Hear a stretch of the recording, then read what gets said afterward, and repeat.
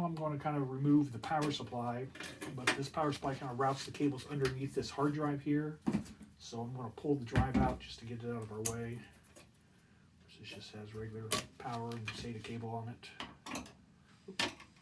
This drive just is held in by one screw here, I believe. This carriage just lifts out of here.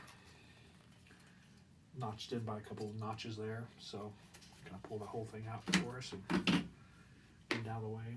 And that gives us access to these cables that run underneath there.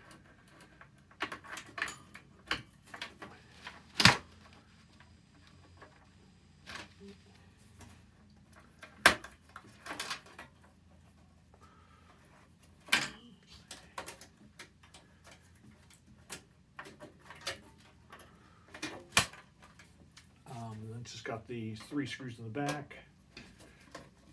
Similar to all these small power supplies they have nowadays. All these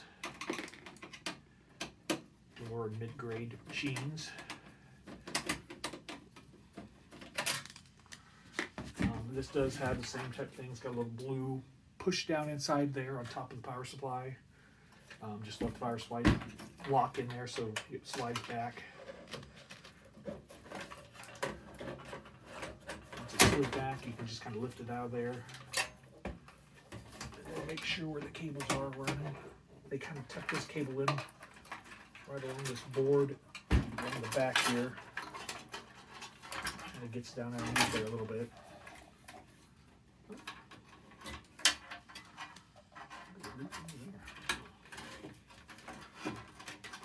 Watch out there, they got the antenna wires looped over top of the power cable wires, but there you go, got the power supply out.